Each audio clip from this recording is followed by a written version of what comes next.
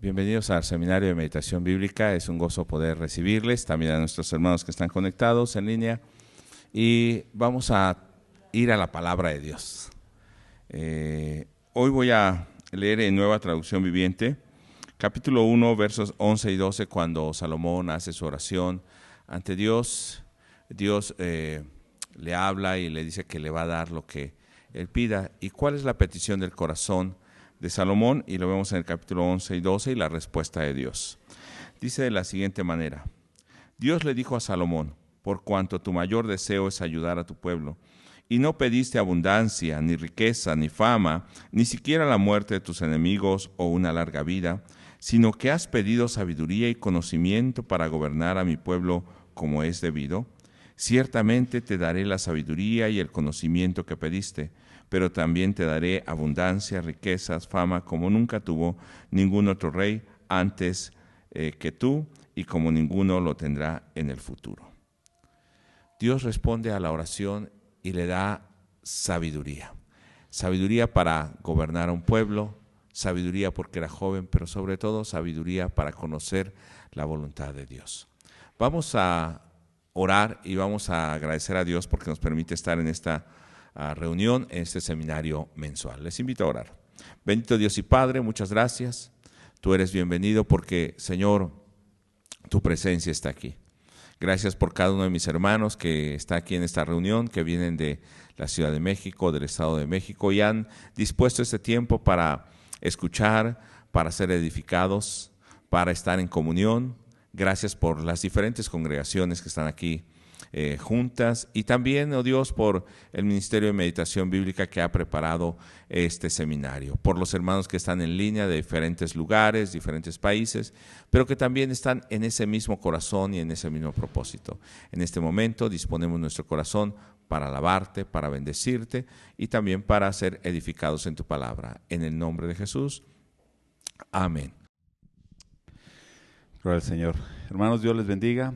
Es un gusto volver a compartir este tiempo con todos ustedes, con los hermanos que están también en línea. Dios les bendiga y les invitamos a que estuvieran presencial, ¿verdad? Ajá. No es lo mismo estar en casa viendo en una pantalla. Hay muchas distracciones. Ajá. Así que les invitamos, los que puedan venir. Claro, hay otros que no pueden venir, están en otros estados, en otros países.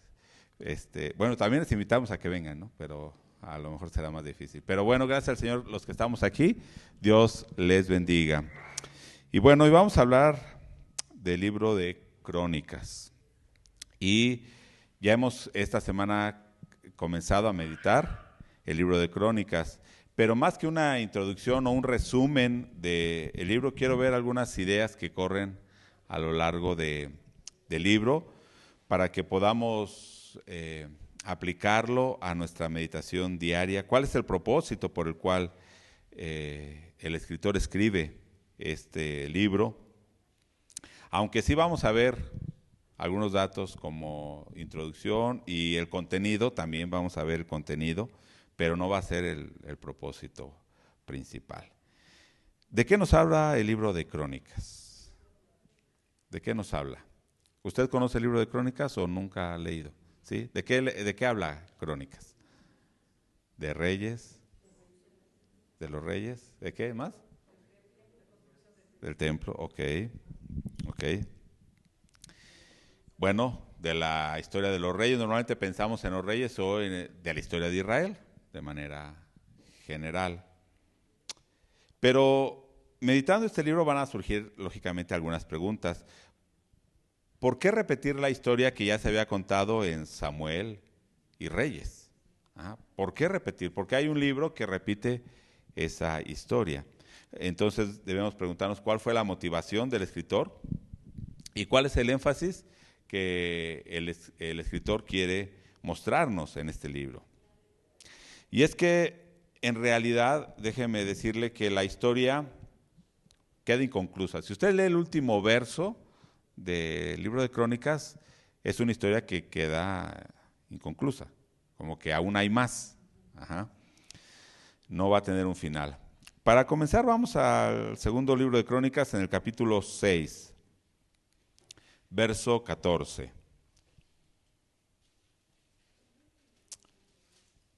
Crónicas, segundo libro de Crónicas 6:14. ¿Ya lo tiene? Dice así la palabra del Señor. Jehová, Dios de Israel, no hay Dios semejante a ti en el cielo ni en la tierra, que guarde el pacto y la misericordia con tus siervos, que caminan delante de ti de todo su corazón, que has guardado a tu siervo David, mi padre, lo que le prometiste. Tú lo dijiste con tu boca y con tu mano lo has cumplido, como se ve en este día. Ahora pues, Jehová Dios de Israel, cumple a tu siervo David mi padre lo que le has prometido, diciendo, no faltará de ti varón delante de mí, que se siente en el trono de Israel, con tal que tus hijos guarden su camino, andando en mi ley, como tú has andado delante de mí. Ahora pues, oh Jehová Dios de Israel, cúmplase tu palabra que dijiste a tu siervo David. Vamos a orar. Padre, en esta hora nos acercamos a ti. Señor, hemos leído tu palabra y pedimos, oh Dios, que ahora nos hables en este estudio, que realmente podamos comprender tu propósito, tu plan para nuestras vidas, que, Señor, puedas abrir nuestros ojos espirituales, nuestros oídos, y que la palabra que podamos entender hoy quede grabada en nuestra mente y en nuestro corazón, oh Dios, que sea tu Espíritu Santo hablándonos, oh Dios, también hablando a los hermanos que están a la distancia en la transmisión, también háblales, oh Dios, a ellos. En esta hora ponemos este tiempo en tus manos y oramos en el nombre de Jesús. Amén. Muy bien, trataré de ser breve, haré un esfuerzo por ser breve, ¿sí? Normalmente en los seminarios antes sí tardábamos un poquito más, ¿verdad?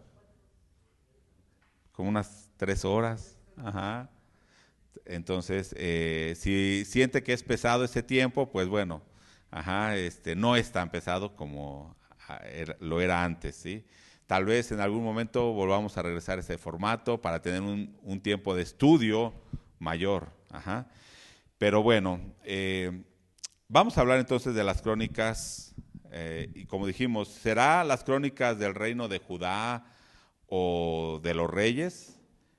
Y yo pienso que no sería correcto limitarlo a eso únicamente, ya que en realidad este libro de crónicas, ¿dónde comienza la historia? ¿Alguien sabe dónde comienza la historia del libro de crónicas? O sea, recordemos que primero y segundo libro de crónicas eran un solo libro, y en realidad, si hablamos de crónicas, debemos verlo como un solo libro, ¿sí? No como 2 libros, ¿sí? Entonces, ¿dónde comienza la historia en el primer libro de crónicas? Ajá. ¿A Saúl? ¿A Salomón? Pero el primero. El segundo sí, el segundo cuando es rey. Pero el primer libro de crónicas, Saúl. ¿Alguien? ¿Cuál es el primer nombre que aparece en el primer libro de crónicas? Adán. Entonces, ¿dónde comienza la historia de crónicas? Desde Adán, desde Génesis. Todas las genealogías está resumiendo la historia. Ok, por eso digo que si pensamos en crónicas como únicamente la historia de los reyes, es limitarlo a algo que no quería mostrar el escritor. Como ya dijimos, aparte la historia de crónicas no llega a un final, queda ahí inconcluso, y ahorita lo vamos a leer. Entonces nos está mostrando que empieza desde el primer hombre y la historia en realidad continúa. ¿Ok? ¿Por qué? Al final del libro, de hecho, ya el reino de Judá, si pensamos únicamente como las crónicas de Judá o de los reyes, al final del libro de crónicas ya ha sido destruido el reino, ¿sí? El templo también ha sido destruido y el pueblo ha sido llevado cautivo a Babilonia. Ahora sí vamos al final del segundo libro de crónicas, capítulo 36, para que vea el final. Ajá, vamos a iniciar con el final, ¿sí? Un spoiler, ¿no? Del final. Segundo libro de Crónicas 36, verso 22. Ya aquí en ese tiempo ya fue destruido el reino de Judá, el templo, y ya están en Babilonia. Ya pasaron 70 años que están en Babilonia y dice el verso 22, más al primer año de Ciro, rey de los persas, para que se cumpliese la palabra de Jehová por boca de Jeremías, Jehová despertó el espíritu de Ciro, rey de los persas, el cual hizo pregonar la palabra y también por escrito por todo su reino, diciendo, así dice Ciro, rey de los persas, Jehová, el Dios de los cielos, me ha dado todos los reinos de la tierra, y él me ha mandado que le edifique casa en Jerusalén, que está en Judá. Quien haya entre vosotros de todo su pueblo, sea Jehová su Dios con él, y suba. ¿Hay un final de la historia? No, está diciendo, está dando un edicto, suban, vayan y construyan un templo. Es interesante, no vamos a analizar ahorita, pero es interesante que Ciro, rey de los persas, ¿qué dice? Que Dios le mandó que le edificara una casa a un rey pagano. Pero bueno, también la última frase va a ser bien importante. Quien haya de su pueblo, quien es parte de su pueblo, vaya y edifíquele una casa. Al rato veremos esto. Ok, entonces podríamos pensar que la historia que no está inconclusa. Algunos pueden decir, no está inconclusa. ¿Por qué? Porque cuando vamos a Esdras, en el primer capítulo vemos este mismo pasaje paralelo y decimos, no, la historia continúa por Esdras y Nehemías, ¿verdad? Ok. Pero vamos a ver un poquito el libro de Crónicas. En la Biblia hebrea, ¿usted sabe cómo se divide la Biblia hebrea? En 3 secciones. La Biblia hebrea. La de nosotros tenemos Antiguo y Nuevo Testamento, y aparte del Antiguo Testamento están el Pentateuco, los libros históricos, los libros poéticos, los profetas, ¿no? Pero en la Biblia hebrea se divide únicamente en 3 secciones, que es la Torá o la ley, los profetas y los escritos. En la ley están los libros de Moisés, los primeros 5 libros de nuestra Biblia también. Después están los profetas. No son exactamente los profetas que nosotros tenemos en ese orden. Mínimo no está Daniel entre los profetas. Y aparte hay otros como Josué, jueces, que están dentro de los profetas en la Biblia hebrea. Y después están los escritos, donde están los salmos, todos los libros poéticos, y está también Ruth, está Esther, y está precisamente Crónicas en los escritos.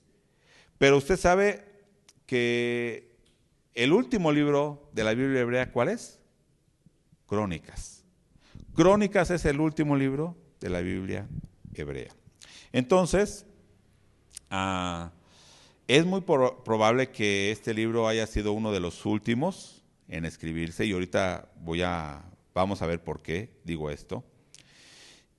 E incluso podría ser escrito después de Esdras o Nehemías, y ahí es donde entra un conflicto. Y va a ser aquí el problema, ¿cuándo fechemos este libro?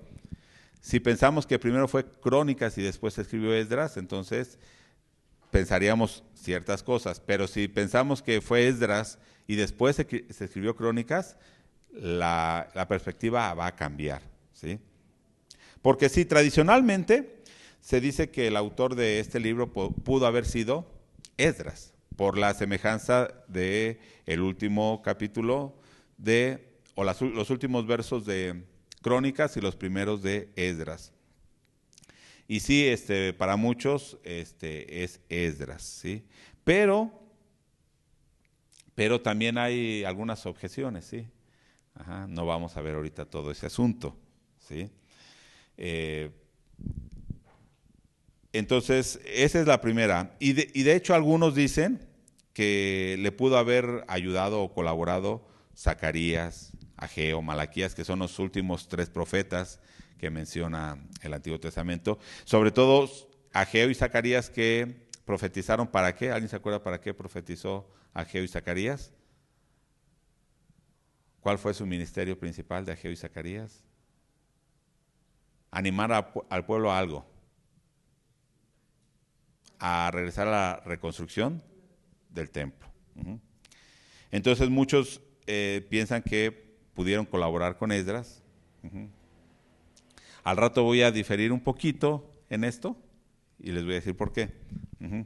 Ok, esto de manera general. Ahora vamos a ver diferencias importantes entre los libros de Samuel y Reyes con el libro de Crónicas. Porque entonces dijimos, ¿por qué repetir la historia que ya está en Samuel y que está en Reyes? Pero en realidad hay muchas cosas que dice Crónicas que no dice Samuel y Reyes, y hay muchas cosas que dice Samuel y Reyes que no dice Crónicas, ¿sí?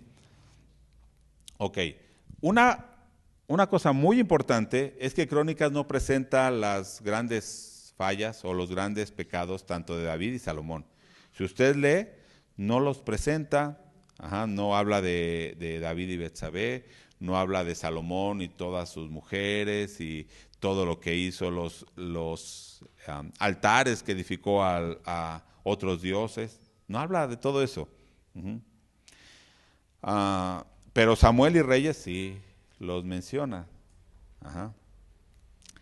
Yo pregunto, ¿será que el escritor quería ocultar esas fallas de David y Salomón? O sea, esas partes oscuras de la vida de David y Salomón. O sea, ese sería el propósito del cronista para decir, no lo voy a decir. Pienso que no. ¿Por qué no? Porque Samuel y Reyes ya estaban ahí, ya los tenían. Si alguien quería saber la historia, podía ir fácilmente a Samuel y Reyes y decir, bueno, aquí David hizo esto, Salomón hizo esto. Entonces no es el propósito ocultar esas fallas, ¿sí? Más bien, en este libro el propósito es mostrar a David y Salomón como ¿qué? Como un tipo de Cristo o del Mesías. En ese sentido, entonces, muestra cuál fue el papel de ellos en ese reino de Israel y sobre todo lo que tenía que ver con el templo, ¿sí? Quiere mostrar a David y a Salomón como un tipo del Mesías que vendría. Ok, entonces creo que un enfoque ahora que estemos meditando en el libro de Crónicas sería poner demasiado énfasis en los errores, que sí también menciona algunos errores que tuvieron, tanto David como Salomón y otros reyes, pero creo que sería un error poner, cuando estemos meditando, poner demasiado énfasis en esos errores, porque no era la intención del autor. Hay otros libros que sí quieren enfatizar esas cosas, pero en Crónicas no. Entonces es como buscarle tres pies al gato, algo que no quiso mostrar el autor. Entonces, lo que sí es un hecho es que el énfasis del cronista es la fidelidad de Dios, la misericordia de Dios sobre su pueblo. Y es donde debemos poner nosotros énfasis cuando estemos meditando este libro. La misericordia de Dios. Claro, veremos algunos errores que podremos nosotros también meditar y aplicar, pero no va a ser el énfasis principal. Mire, cuando pensamos en el Antiguo Testamento, regularmente decimos que es un tiempo, en el Nuevo Testamento decimos que es un tiempo de gracia, ¿verdad? Estamos bajo la gracia. Cuando vino Jesucristo comenzó ese tiempo de la gracia de Dios. Y cuando pensamos en la historia del Antiguo Testamento, decimos que esas personas vivieron bajo la ley, ¿no? Antiguo Testamento bajo la ley y el Nuevo Testamento bajo la gracia. ¿Es correcto pensar eso? ¿Sí o no?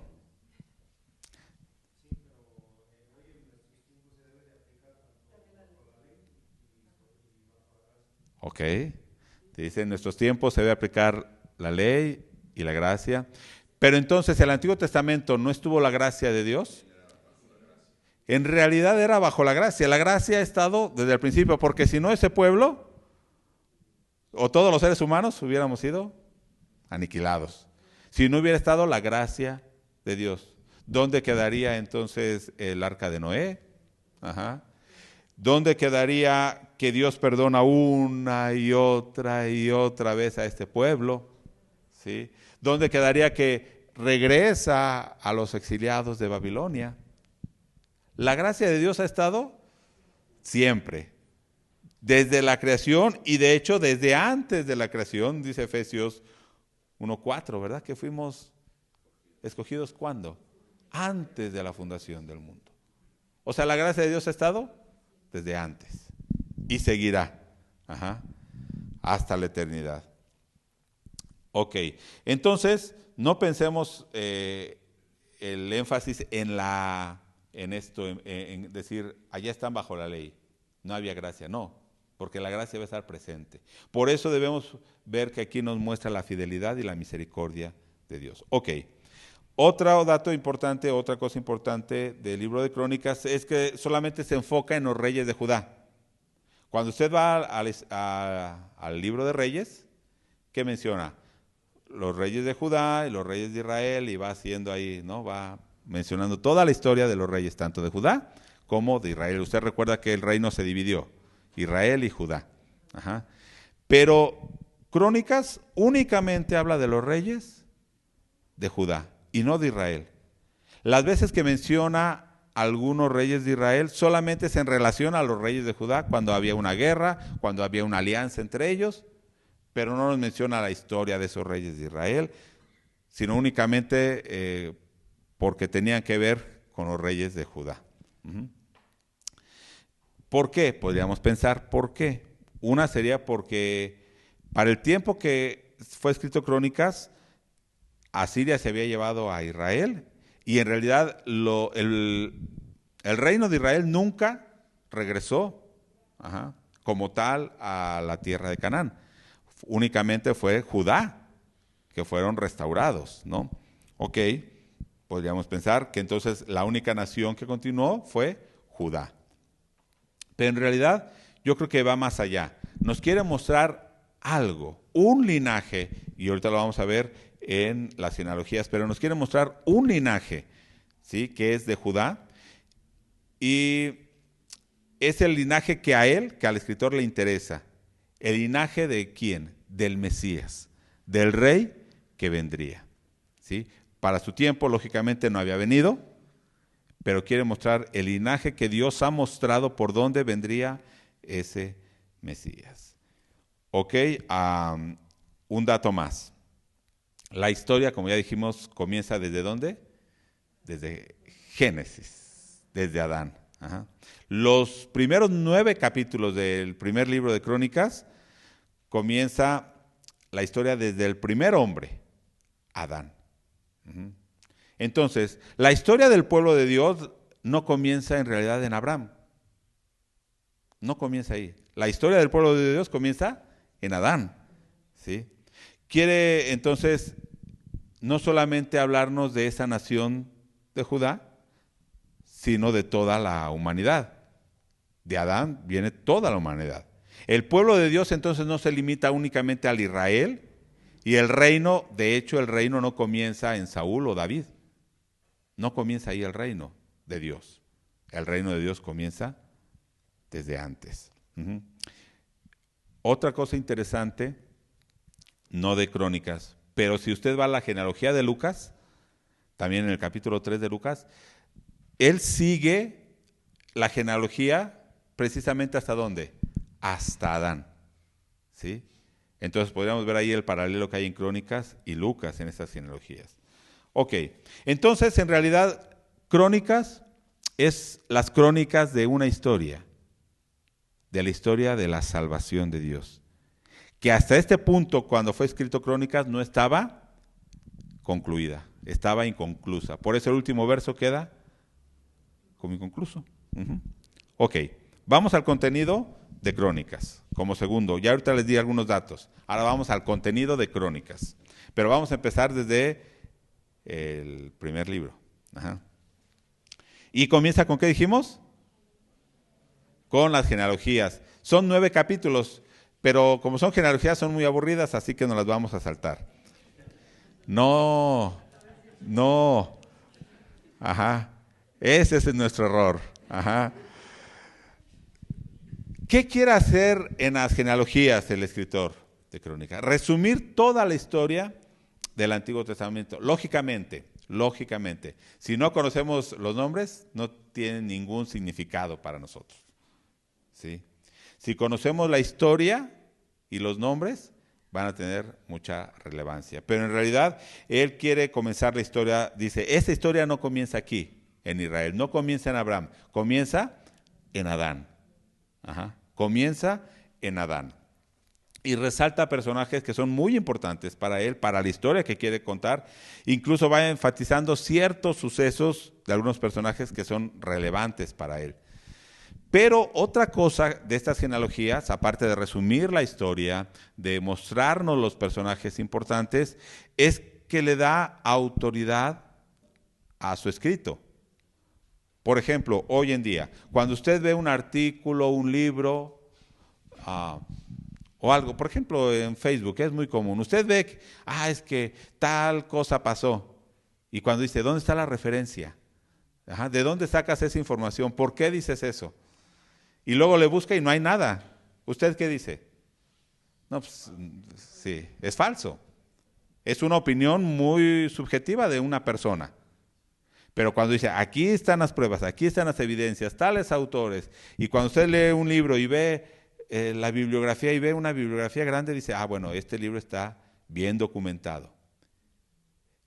Esto hace también el cronista. Al dar toda esta genealogía, le da autoridad. Muestra que la historia es real, la historia que estoy contando es real, son personajes reales, que vivieron. Es una historia que está bien documentada, por lo tanto tiene credibilidad.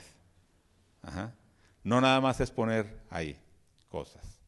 Yo sé que usted está leyendo un libro y a lo mejor ve referencias. Cuando no le interesan las referencias, dice, no me importa, ¿no? Pero cuando alguien quiere saber si es creíble lo que está diciendo, dice, bueno, esta referencia, a ver, vamos a ver. E incluso a veces investigamos si esa referencia es real o no es real. Y muchas veces aún esas referencias no son reales, ¿no? Porque usted lo busca y nunca encuentra el dichoso libro o esa frase o ese argumento. Bueno, el autor muestra entonces esto en sus genealogías. Vamos ahí al primer libro de Crónicas. Vamos a leer, bueno, sí, como dijimos que no nos vamos a saltar estos 9 capítulos, vamos a leer todos los nombres, ¿no? De estos 9 capítulos. No, voy a mostrarle algo nada más aquí. Vaya viendo nada más, no los vamos a leer. ¿En qué pone énfasis el autor de Crónicas? De 9 capítulos, empieza en el capítulo 2, o sea, en el primer capítulo menciona, vamos a decirlo, una historia general de la humanidad, una historia universal, personajes que tienen que ver con todos los seres humanos. Pero ya en el capítulo 2 ahora sí enfatiza en Israel. Pero dentro de este énfasis de Israel, si se da cuenta, en el versículo 3 comienza la descendencia de Judá y continúa el capítulo 3 con los descendientes de David y de Salomón. Capítulo 4, sigue con los descendientes de Judá. ¿Dónde está el énfasis? Aparte está ahí, va a mencionar otras tribus de Israel, pero ¿dónde ocupa más espacio? En Judá, y en David y Salomón, ¿sí? Y es que Judá era hasta ese momento la tribu que continuaba de las 12 tribus de Israel. Pero sobre todo entonces quiere enfatizar el linaje de David y de Salomón, la dinastía de David, ¿sí? Un linaje real. Otro énfasis está en el capítulo 6, que tiene que ver con los levitas y sacerdotes, ¿sí? Porque Crónicas va a poner mucho énfasis en los levitas, en los sacerdotes, en el templo, en el culto a Dios. Y lo vamos a ver ahorita sí, de manera general, ¿sí? Entonces, por eso muy probablemente dicen que el escritor o era levita o sacerdote, y por eso piensan en Esdras, ¿no? Puede ser, sí, porque narra la historia desde un punto de vista sacerdotal. O sea, ¿cómo ve un sacerdote esa historia? ¿Sí? Vamos a decirlo. Si usted, a ver, ¿cuántos pastores hay aquí? Levanten la mano los pastores. Si usted narrara la historia de México, ¿cómo diría? Lo vería desde un punto de vista de un pastor. Pero un político lo vería desde un punto de vista político. ¿Sí me explico? Entonces, así va a narrar, en este caso, el cronista. Después vamos a saltarnos ahora sí, ya, las genealogías, hasta el capítulo 10. Ajá. Comienza en realidad ya a contar la historia, pero en un solo capítulo va a mencionar la historia de Saúl, y no la historia de Saúl, en realidad la muerte de Saúl. O sea, se saltó todo Samuel, primera de Samuel.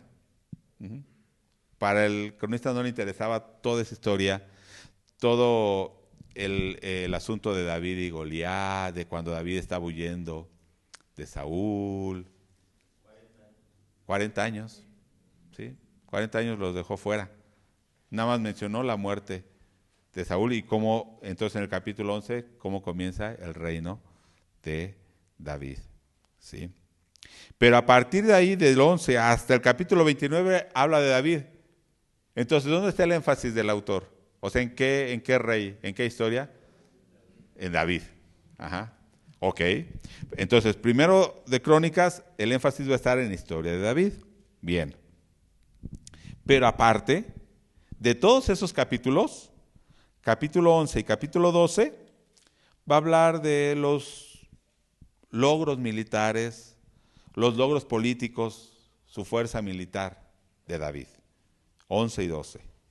Y a partir del capítulo 13, va a tener desde el 13 hasta el 16, en realidad, tiene que ver con el traslado del arca del pacto a Jerusalén. 13, 14, 15, 16. O sea, sus logros políticos en 2 capítulos, 4 capítulos para narrar cómo trasladan el arca a Jerusalén. Después, capítulo 17, el pacto de Dios con David. O sea, la relación que hay entre Dios y David. Recuerde estas 3 cosas del pacto. Si usted recuerda el pacto de Dios con David, y lo puede ver ahí en el versículo 11 al 14 sobre todo, ¿qué es lo que Dios le dice o qué es lo que Dios le promete a David? ¿Qué es lo que le promete?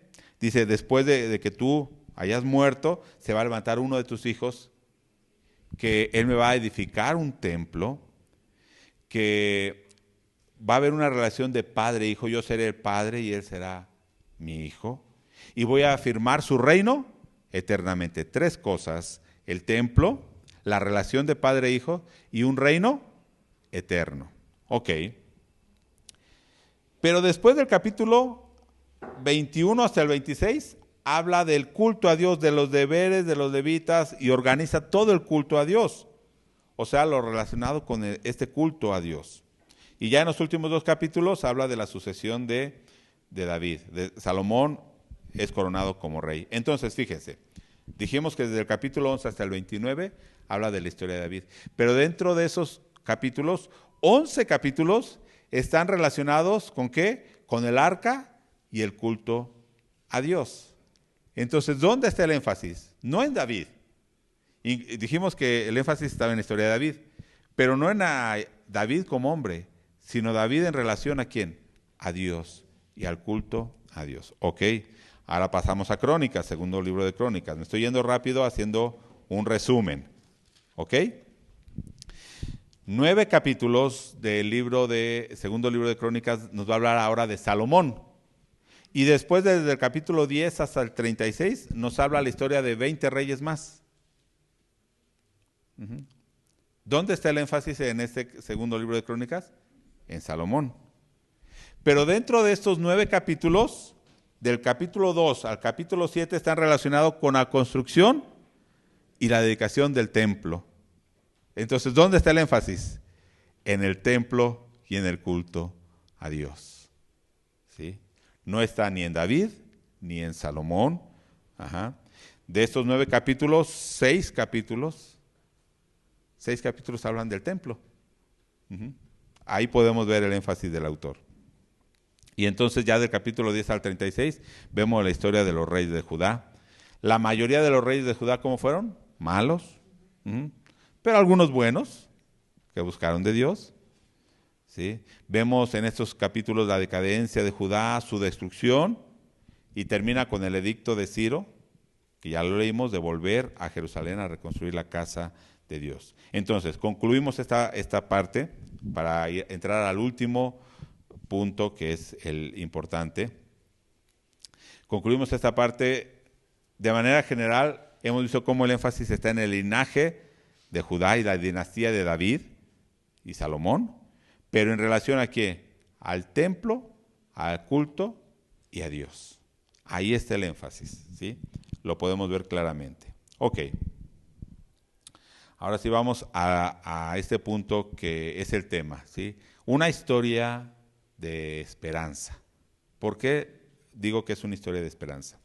Como ya dijimos, por el acomodo del libro de Crónicas, quedó al final del canon hebreo. Es el último libro. Entonces, las últimas palabras que se lee en la Biblia hebrea es el edicto de Ciro. Quien haya de su pueblo, vaya y edifíquele casa. Eso es lo último que se ve. Como dijimos que algunos piensan que fue Esdras, algunos piensan que Crónicas se escribió para animar al pueblo, y aquí es donde voy a diferir con muchos comentaristas, dicen para animar al pueblo a seguir la reconstrucción del templo que había sido impedido. Recuerdan que Zorobabel regresa y empiezan a construir el templo, y después los enemigos los oprimen y van con el rey persa y, bueno, les dicen ya no pueden seguir edificando. Y se quedan muchos años abandonado. Se levanta Ageo, Zacarías y animan al pueblo. Entonces dicen, Crónicas es escrito para que este pueblo de Judá vea de dónde Dios los ha traído y cómo entonces ahora ellos también deben dedicarle, así como ya vimos el énfasis, al culto a Dios y el templo a Dios. Muy bien, podría ser que sí, sea este el propósito. No voy a decir que lo que yo diga ahorita va a ser algo definitivo, ¿sí? Pero vamos a Crónicas primero, el primer libro de Crónicas, capítulo 3. Quiero que veamos algo, y aquí es donde digo, depende de dónde pensemos que fue escrito, va a cambiar toda la perspectiva. ¿Por qué? Capítulo 3 menciona a los descendientes de David, y si usted va al versículo 19, comienza a mencionar, después de que ya fueron llevados a Babilonia, verso 19 dice, y los hijos de Pedaías a Zorobabel y Simei, y los hijos de Zorobabel, empieza a mencionar. ¿A quién menciona ahí? Zorobabel. ¿Quién era Zorobabel? El que había regresado y había empezado a reconstruir el templo. Ok, ¿sí? Pero lo interesante de esto es que menciona varias generaciones después de Zorobabel. Y usted va a decir, bueno, ¿y eso qué? Ok, está Zorobabel, menciona a su hijo, a su nieto, a su bisnieto. Yo conté aquí mínimo 6, y digo mínimo 6 porque está medio confuso ahí algunos versículos que no se sabe exactamente. Pero mínimo 6 generaciones. ¿Cuántos años habrán pasado en esas 6 generaciones? ¿Más de 100 años?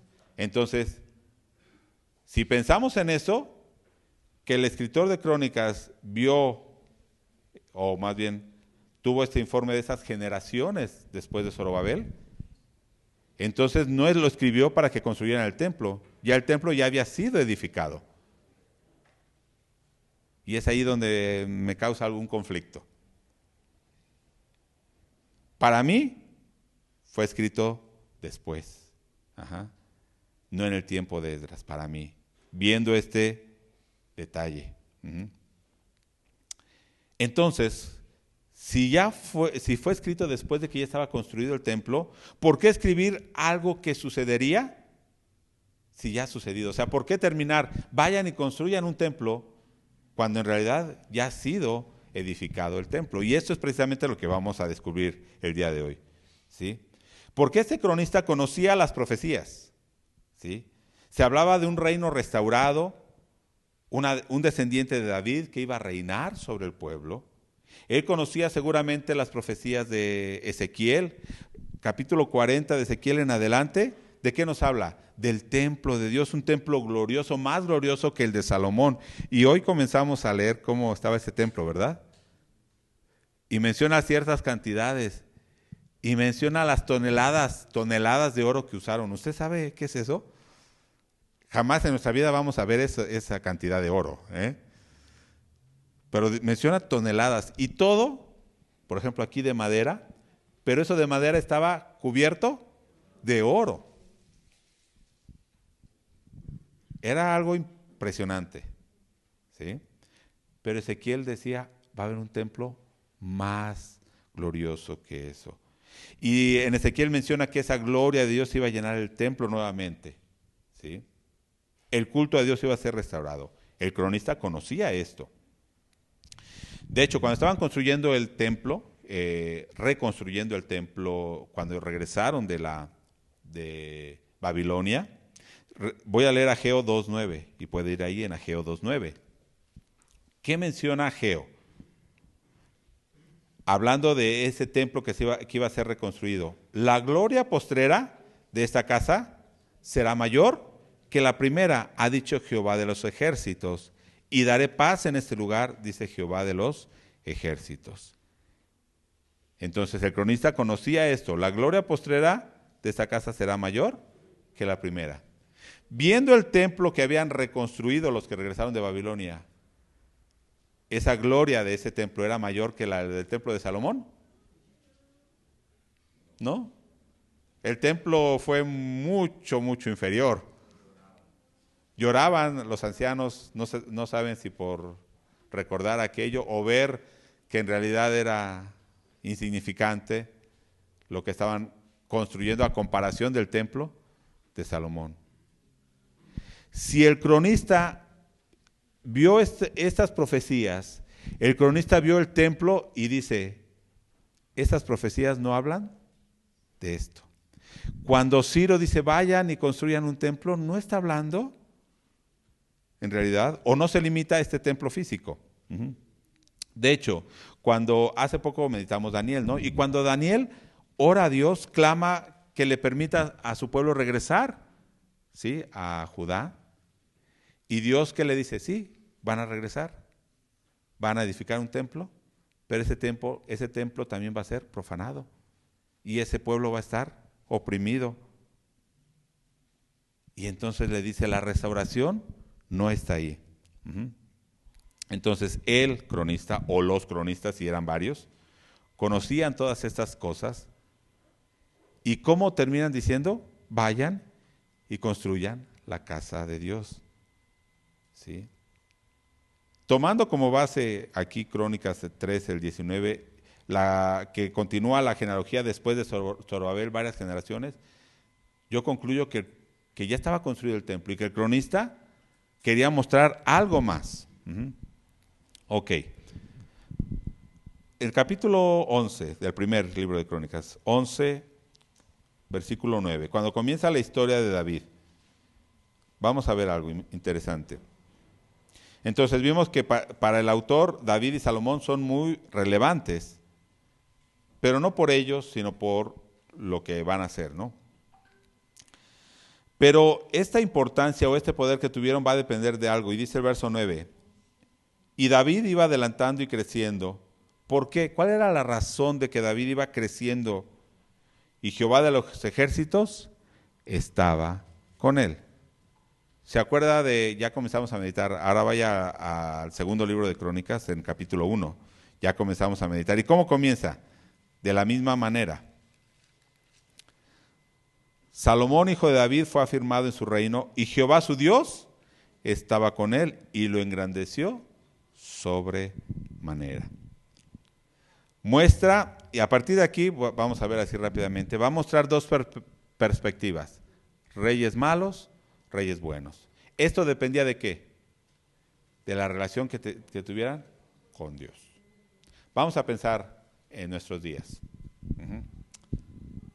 Yo sé que aquí a lo mejor algunos han pasado ya a lo mejor por 10 presidentes en su vida. Ajá.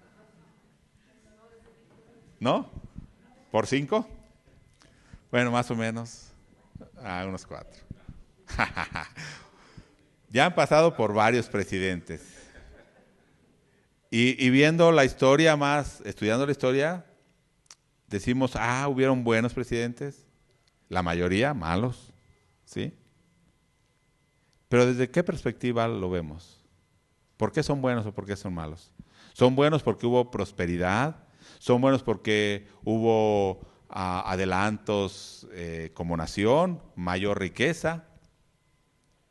Pero en realidad, si lo viéramos desde el punto de vista cristiano, ¿qué diríamos? Todos los presidentes han sido malos. ¿Alguno de ellos ha sido temeroso de Dios y ha buscado de Dios y ha llevado a los mexicanos a que busquen a Dios? Ni uno. Entonces, ¿cuál sería nuestra conclusión?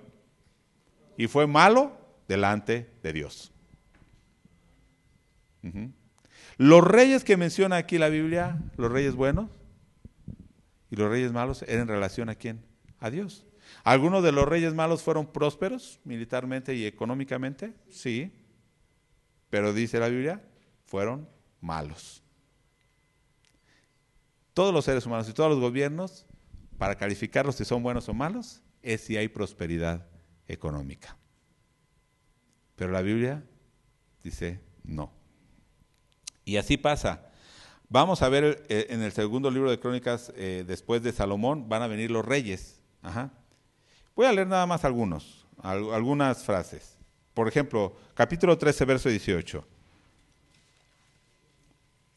Después de Salomón, de David, que fueron buenos, nos muestra que fueron buenos porque buscaron de Dios. Menciona a Abías, por ejemplo, en el verso 18, que dice: así fueron humillados los hijos de Israel en aquel tiempo. O sea, dice que Abías tuvo una lucha contra el reino de Israel y ganó, Judá ganó. Dice ahí, y los hijos de Judá prevalecieron porque se apoyaban en Jehová, el Dios de sus padres. Aunque Abías no termina muy bien, ¿no? Pero al principio busca de Dios. Podríamos decirlo que no fue tan bueno, ¿no? Pero la característica de que alguien diga que es bueno es porque busca a Dios. Dice que aquí todo Judá se apoyaba en Dios. Por ejemplo, en el capítulo 14, hablando de Asa, en el verso 4, ¿qué dice? Que este rey fue bueno, ¿por qué? Y mandó a Judá que buscase a Jehová, el Dios de sus padres, y pusiese por obra la ley y sus mandamientos. No solamente él, en el versículo 2 dice que él hizo lo bueno y lo recto, pero no solamente él, sino que animó al pueblo, o llevó al pueblo a buscar a Dios. ¿Sí? Josafat, conocemos la historia de Josafat en el capítulo 17, verso 3. Y Jehová estuvo con Josafat, porque anduvo en los primeros caminos de David su padre, y no buscó a los Baales. Pero fíjate la primera frase, y Jehová estuvo con Josafat. ¿Se acuerda de David y de Salomón? Dijo lo mismo, y Dios estaba con él. Bueno, así va a seguir mencionando los reyes buenos. Amasías en el capítulo 25, Usías en el 26, Jotam. Algunos de estos yo sé que hicieron cosas también, no fueron tan perfectos, y hasta aquí va a decir, esto usted lo va a ir meditando en estos meses. No fueron como David o de un corazón perfecto como David, pero menciona que fueron buenos porque algunos de ellos, como Ezequías o Josías, hicieron reformas aún para todo el pueblo, ¿no? Ok, ¿y cuál era la característica? ¿Con quién nos comparan? Cuando dicen, ¿fueron buenos como quién? Como David, su padre. Siempre lo va a comparar con David. Ok. Pero también, por otro lado, están los reyes malos. Está el primer rey después de Salomón, Roboam, fue malo, ¿sí? Dice el capítulo 12, verso 14. 12, 14.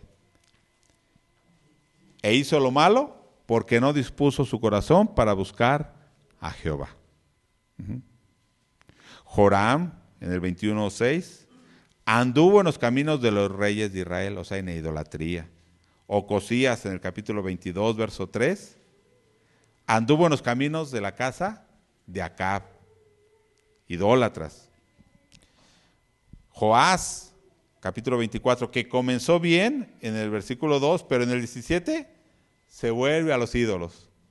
Ajá. Acaz, capítulo 28, anduvo en los caminos de los reyes de Israel. Manasés, este es un caso peculiar. Uno de los peores reyes, Manasés, en el capítulo 33. En el verso 2 hizo lo malo conforme a todas las naciones cananeas. Ajá. O sea, todos los ídolos de Canaán, que de las naciones que habían habido antes, él los adoptó. Acera, Baal, etcétera. Y se lo llevan a Babilonia, pero algo bien curioso de Manasés, que no menciona reyes, es que al final de su vida se vuelve a Dios. En el versículo 13 va a decir que reconoce a Dios, se humilla y le permite Dios regresar de Babilonia y es restaurado nuevamente como rey. Y quiso hacer una reforma, pero dice ahí que el pueblo seguía corrompiéndose. O sea, quiso regresar o corregir todo el mal que había hecho, pero ya, vamos a decirlo, fue imposible. ¿Sí? Ya el pueblo estaba muy corrompido. ¿Sí? Bueno, así va a mencionar Amón, Joacás, Joacim, Joaquín, Sedequías, todos reyes malos. Hasta que finalmente es destruido Judá y es llevado a Babilonia.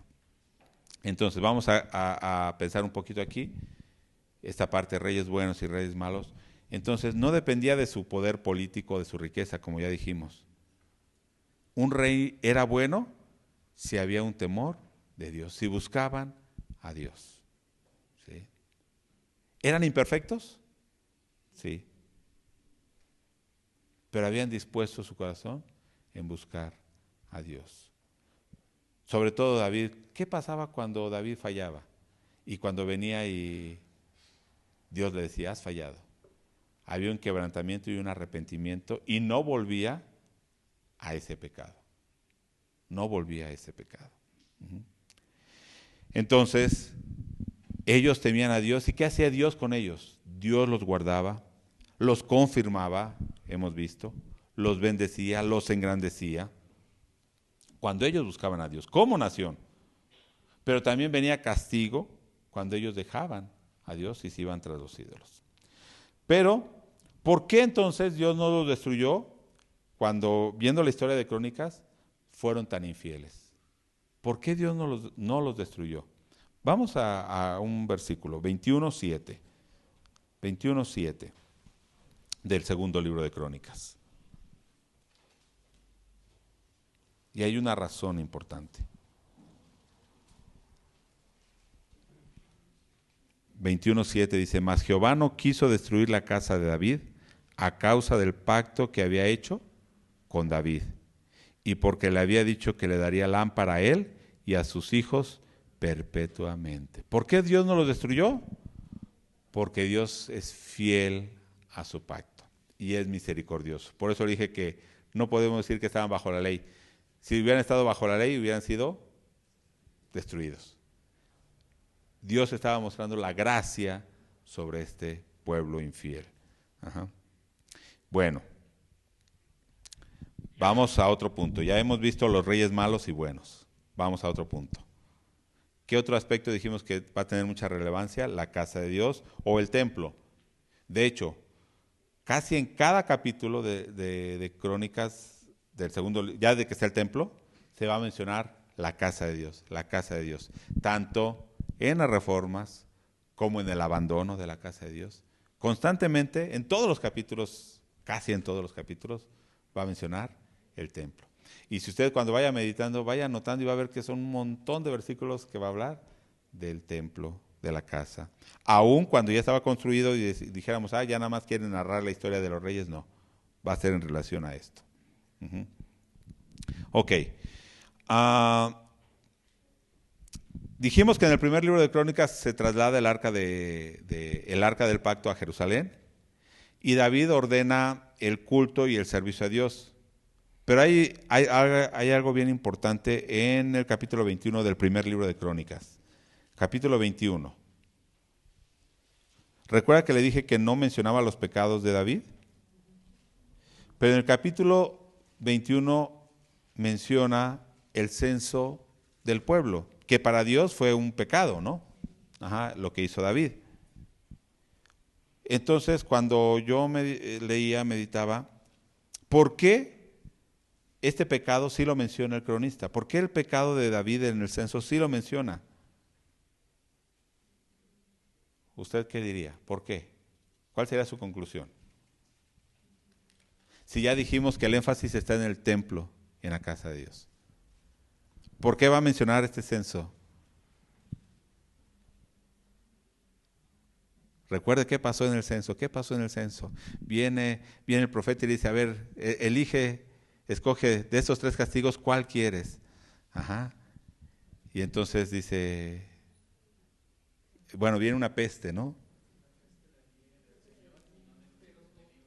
¿Y qué pasó después? Viene la peste, empiezan a morir. Ajá. Vamos allá al verso 18. Y es que en realidad esto lo menciona porque va a tener relación con el templo. Este episodio del censo va a tener relación con el templo y por eso lo tiene que mencionar el autor. Verso 18.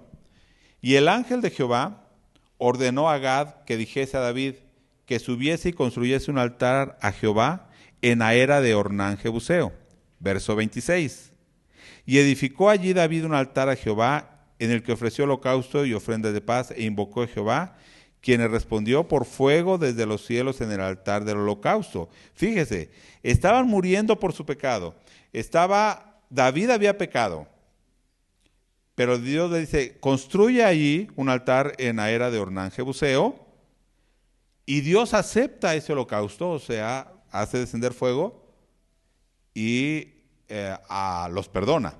Verso 27, entonces Jehová habló al ángel y éste volvió su espada a la vaina, o sea, paró la mortandad, ¿sí?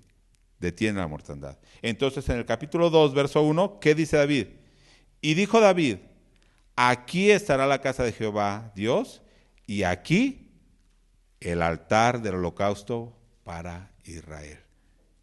Tiene que mencionar esto, ahora sí, este pecado, para que vean que Dios había elegido ese lugar para construir el templo. De hecho, ya en el segundo libro de Crónicas, en el capítulo 3, que hoy meditamos, ¿qué dice? Comenzó Salomón a edificar la casa de Jehová en Jerusalén, en el monte Moriah, que había sido mostrado a David su padre, en el lugar que David había preparado en la era de Ornán Jebuseo. Dice que Dios le mostró que ese era el lugar para el templo.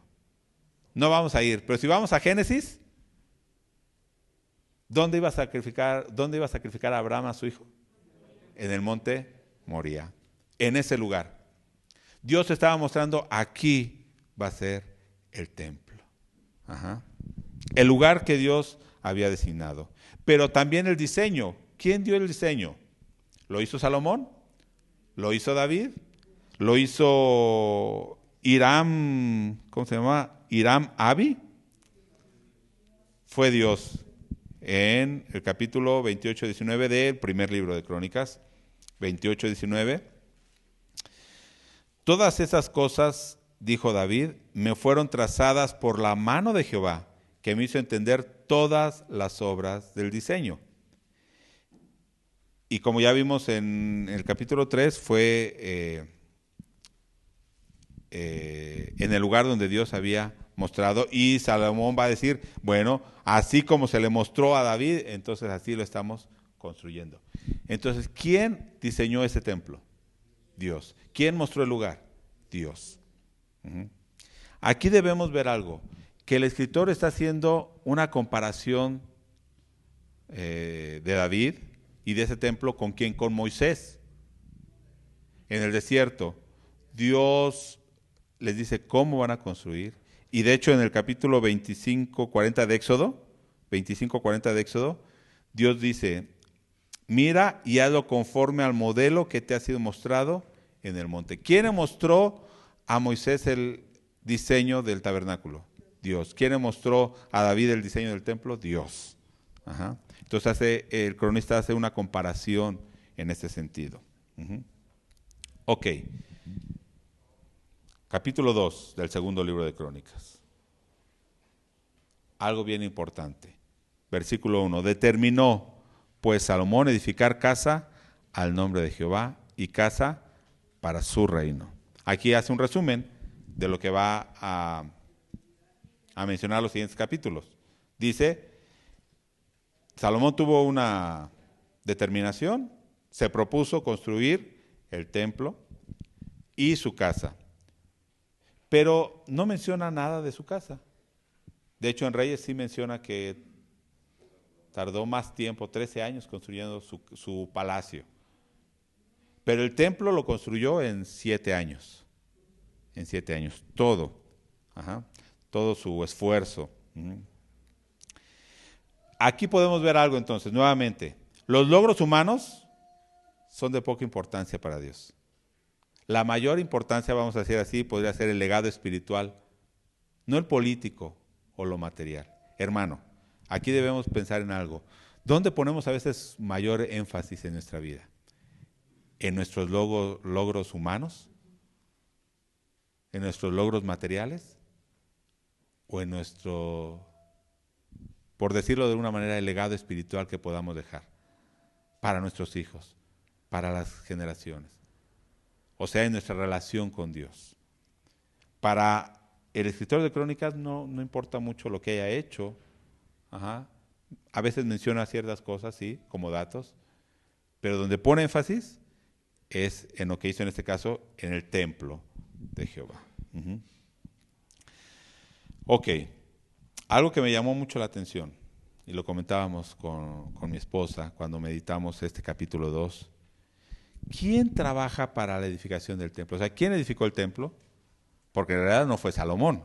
O sea, Salomón ordenó la construcción. Pero hablando físicamente, ¿quién trabajó? Dice el capítulo 2, verso 2. Y designó Salomón 70,000 hombres que llevasen carga, o sea, iban a cargar todo. Recuerden que la madera que iban a traer desde Tiro y las piedras, aquí menciona a 80,000 que iban a trabajar en los montes cortando las piedras, canteros, y 3,600 de los que los vigilasen o capataces. ¿Cuántos son? 153,600. Una fuerza de trabajo impresionante. Pero, ¿quiénes eran estas personas? El último verso nos dice, los últimos versos de ese capítulo, bueno, el 17 y 18, dice que eran los extranjeros, o sea, gentiles que trabajaron en la construcción del templo. 153,000 extranjeros que vivían en la tierra de Canaán. Pero también en Reyes nos dice que reclutó 30,000 israelitas. Pero en realidad entonces eran mucho más extranjeros que trabajaron. Esto es algo curioso. Es algo curioso. Porque pensaríamos, no, recuerdan, en Esdras sí dijeron, no queremos la ayuda de los extranjeros, nada más nosotros. Pero aquí, de hecho, no nos dice que va con el rey Hiram y le pide ayuda, que le dé madera, que le venda madera, y que él iba a mandar trabajadores para que cortaran madera, pero también ellos iban a poner muchos hombres cortando la madera. Entonces, en realidad, estaban trabajando israelitas y gentiles en la construcción del templo para Dios. Y recuerde Ciro también mandando que reconstruyeran ese templo, ¿sí? El artesano, por ejemplo, ahí en el verso 7, cuando le dice en el verso 7, mándame a alguien que sepa trabajar el oro y bronce, etcétera, y después en el verso 13 dice, te envío a Hiram Abi, que es muy bueno. También recuerda usted en el Éxodo que dice, Dios puso su espíritu en Bezaleel para que trabajara en oro y todo esto. Ahora menciona a otro hombre, y este hombre, de hecho era mitad israelita y mitad gentil. Era una mezcla. Eso es interesante, ¿no? Porque podríamos pensar, y como le vuelvo a repetir, si pensaban únicamente como judíos y el celo judío de que nada más nosotros vamos a construir, el cronista no hubiera dicho estas cosas. No hubiera dicho estas cosas. Entonces el templo de Dios, ¿quién lo está edificando? Israelitas y extranjeros.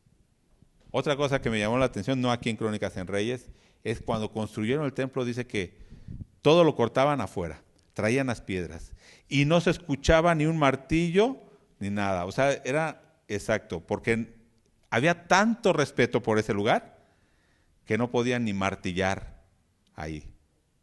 Ajá. Traían las piedras exactamente.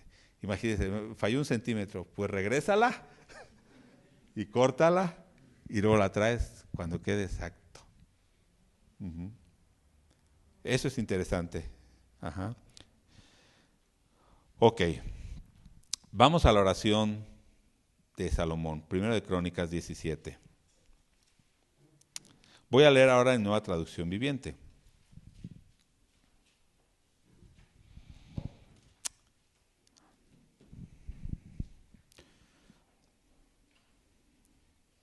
Nueva Traducción Viviente. Primero de Crónicas, la oración de David, perdón. En Crónicas 17, 23. Esta es la oración de David cuando hace pacto, cuando Dios le dice, ¿se acuerdan 3 cosas? Un hijo tuyo me va a construir templo, yo voy a ser padre, él va a ser hijo y su reino va a ser perpetuo. Entonces dice David en el verso 23, y ahora, oh Señor, yo soy tu siervo, haz lo que prometiste respecto a mí y a mi familia. Que sea una promesa que dure para siempre, que tu nombre sea afirmado y honrado para siempre, de modo que todos digan, el Señor de los ejércitos celestiales es Dios de Israel, que la casa de tu siervo David permanezca delante de ti para siempre. Oh Dios mío, me he atrevido a elevarte en mi oración porque ha revelado a tu siervo que construirás una casa para él, o sea, un reino, una dinastía de reyes. Pues tú eres Dios, oh Señor, y le has prometido estas cosas buenas a tu siervo. Ahora te ha complacido bendecir la casa de tu siervo para que permanezca para siempre delante de ti. Pues cuando tú concedes una bendición, oh Señor, es una bendición eterna. ¿Cuántos dicen amén? Amén. Pero fíjese ahora en el segundo libro de Crónicas, capítulo 1, verso 9. También en Nueva Traducción Viviente. 1:9.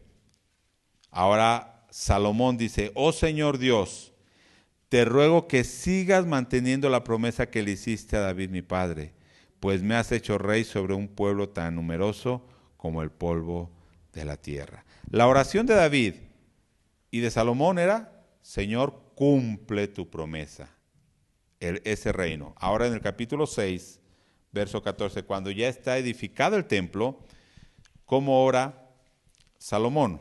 Verso 14 al 17. Oró así, oh Señor Dios de Israel, no hay Dios como tú en los cielos ni en la tierra. Tú cumples tu pacto y muestras amor inagotable, o sea, tu gracia, a quienes andan delante de ti de todo corazón. Has cumplido tu promesa a tu siervo David mi padre. Pronunciaste esa promesa con tu boca y hoy la has cumplido con tus propias manos. Ahora, oh Señor Dios de Israel, lleva a cabo la otra promesa que le hiciste a tu siervo David. O sea, aquí está diciendo, ya cumpliste el que yo edificaría una casa. Ahora cumple la otra promesa que le hiciste a tu siervo David, mi padre, cuando le dijiste, si tus descendientes cuidan su comportamiento y siguen mi ley con fidelidad, así como tú lo has hecho, siempre habrá uno de ellos sentado en el trono de Israel. Ahora, oh Señor Dios de Israel, cumple esta promesa que le hiciste a tu siervo David. ¿Sí? Pero, históricamente, si vemos esto, ¿qué pasó con este reino de Israel? Con esta dinastía de David, históricamente. ¿Ese reino continuó? Cuando fueron llevados a Babilonia y regresaron, ¿hubo otra vez un rey descendiente de David en Judá o en Judea? No. Entonces ahora vamos al último punto.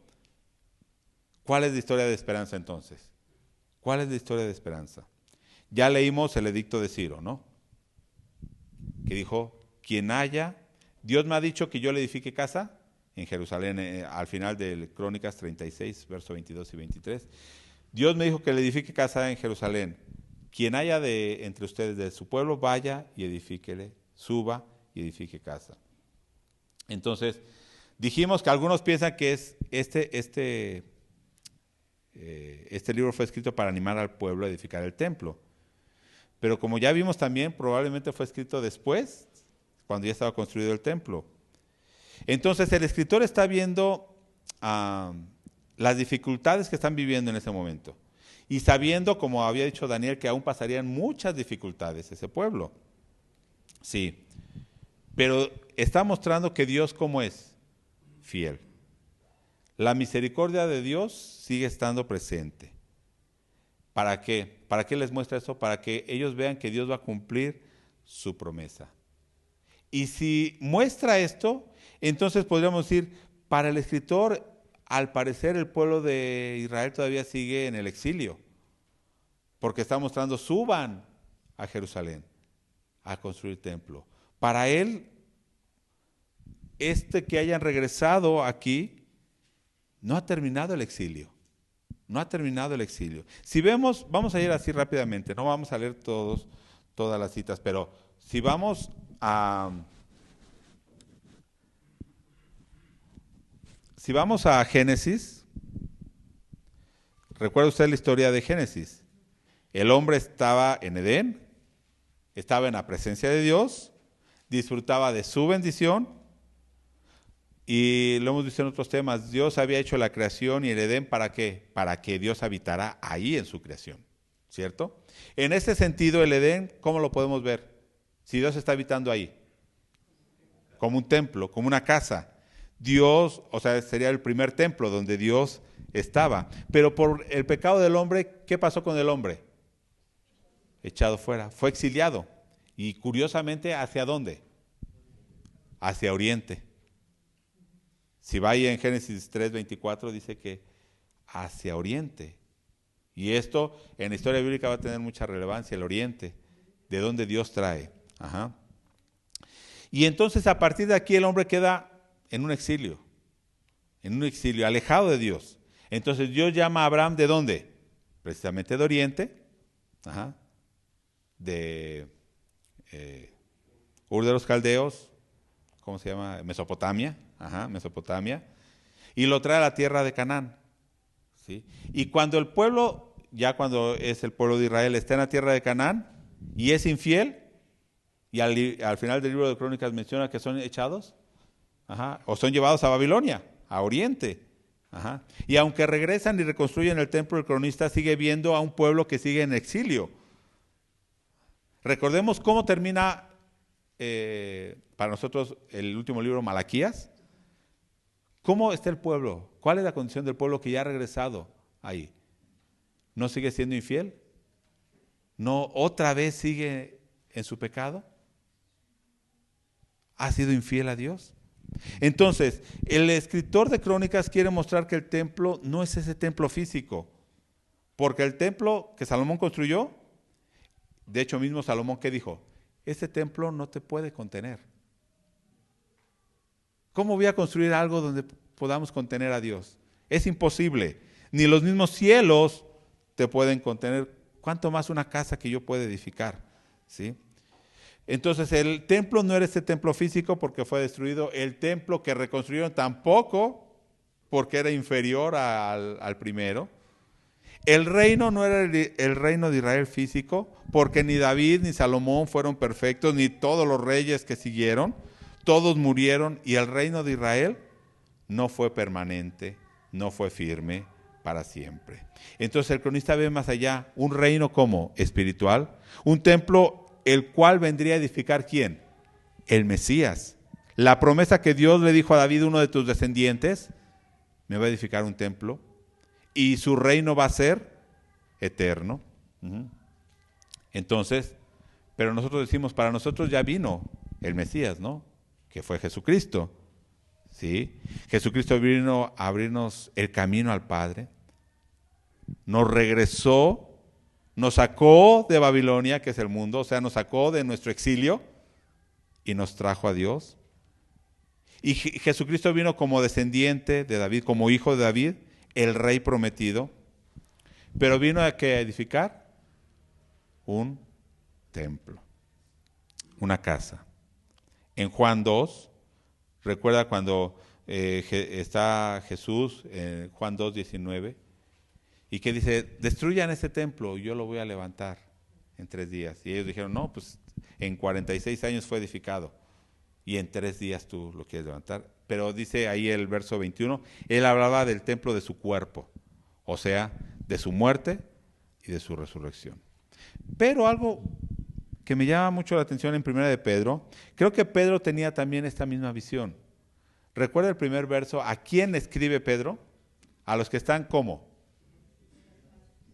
Los que están en el destierro, en la diáspora, al pueblo que está disperso. Y hablando de eso, en el capítulo 2, verso 4 de 1 de Pedro, dice, nueva traducción viviente, ahora ustedes se acercan a Cristo, quien es la piedra viva principal del templo de Dios. ¿Quién es la principal piedra? Cristo. La gente lo rechazó, pero Dios lo eligió para darle gran honra. ¿Y ustedes? ¿Nosotros? Son las piedras vivas con las cuales Dios edifica su templo espiritual. Además, son sacerdotes santos. Por la mediación de Jesucristo, ustedes ofrecen sacrificios espirituales que agradan a Dios. Como dicen las Escrituras, pongo en Jerusalén una piedra principal elegida para gran honra, y todo el que confíe en Él jamás será deshonrado.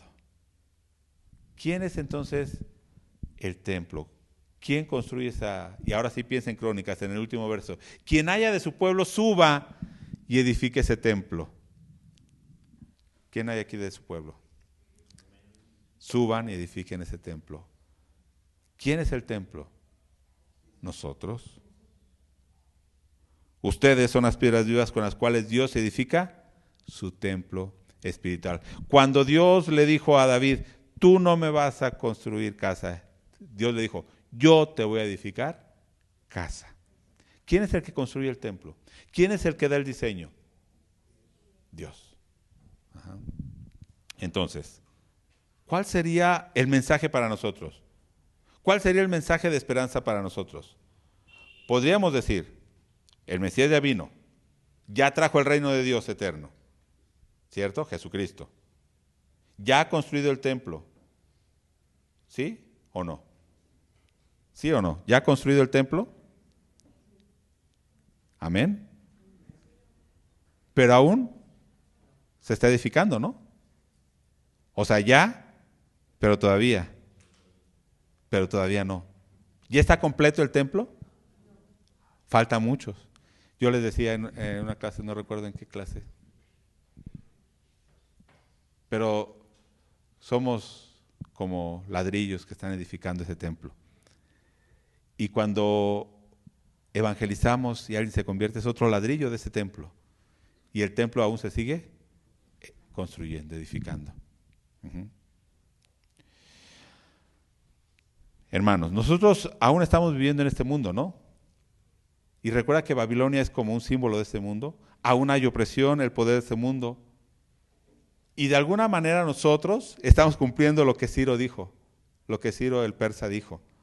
Quien hay entre vosotros de todo su pueblo, sea Jehová su Dios con él, así como estuvo con David y con Salomón, y suba y construya ese templo para Dios. Nosotros tenemos la esperanza de un reino perfecto, de un templo, como dijo David, como dijo Salomón, grande y portentoso, magnífico. Necesito hacer un templo porque nuestro Dios es grande y nosotros tenemos esa promesa y esa esperanza, como el templo que dijo, como dijo Ezequiel, pero como lo vemos en Apocalipsis, ¿cierto? Pero Crónicas, ¿qué nos da? La certeza de que Dios va a cumplir esa promesa. Nos sacó del exilio, está edificando su templo y está estableciendo su reino. Pero en realidad la humanidad, hablando de la humanidad, ¿cómo sigue? En un exilio. Por eso podríamos decir como Crónicas, todavía están en el exilio y necesitan venir. ¿sí? Efesios también nos lo dice. Voy a leer Efesios 2:20, la última cita que leo. Efesios 2:20, 22 al 22. Edificado sobre el fundamento de los apóstoles y profetas, siendo la principal piedra del ángulo Jesucristo mismo, en quien todo el edificio bien coordinado, y fíjese lo que dice aquí, va creciendo para ser un templo santo en el Señor, en quien vosotros también sois juntamente edificados para morada de Dios en el Espíritu. Efesios también nos dice, el templo aún está creciendo y se va construyendo. O sea que este templo aún no está terminado, aún hay un exilio, o hay exiliados que deben regresar para edificar este templo. Pero hermano, como dice Salomón, tú lo dijiste y lo has cumplido. ¿Podemos tener esa esperanza de que Dios lo dijo y Dios lo cumplirá? ¿Pero podemos vivir así? O sea, fíjese, cuando lea aquí ahorita Crónicas y vea este templo majestuoso, ¿en qué debe pensar? La gloria de Dios. ¿Recuerda que la gloria de Dios llenó ese templo y que no podían los sacerdotes estar ahí? ¿Sí? Esto sucedió ¿cuándo? En el tabernáculo también. Ahora, podríamos decir, ¿en el templo que está construyendo Jesucristo sucedió? ¿Todavía no? ¿Sí? ¿Recuerda Hechos 2? Cuando viene la gloria de Dios, ¿en dónde habita? En su iglesia. La gloria de Dios debe estar en nosotros. Este templo glorioso, magnífico, ¿dónde debe estar? Nuestra vida. No estoy diciendo que esté completo, porque esto lo vemos completo en Apocalipsis. Y en Apocalipsis 21, 23 dice que no va a haber necesidad de luz ni de sol, porque la gloria de Dios va a llenarlo todo. Ahí ya va a ser ese templo y ese reino pleno y perfecto. Pero la gloria de Dios está ahora aquí en nosotros. Sí. Entonces, el cronista veía, sí está la gloria de Dios en este pueblo, pero esto no es todo. Y yo podría decir, nosotros también, está la gloria de Dios, pero aún falta que se complete eso perfecto. Y esta es nuestra esperanza. Esta es la esperanza que da Crónicas y que dice, Dios cumple lo que promete. Y nuestra oración debe ser la de Salomón y David. Señor, tú lo dijiste y cumple esta promesa. Amén. Vamos a orar, vamos a ponernos en pie. Vamos a alabar a Dios y agradecerle por la esperanza que nos da. Señor, en esta hora te agradecemos, Señor. Tú has sido tan bueno. Nos muestras, oh Dios, ese plan glorioso que tienes. Y nuestra vida, la iglesia, como tu templo. Y únicamente podemos orar como David.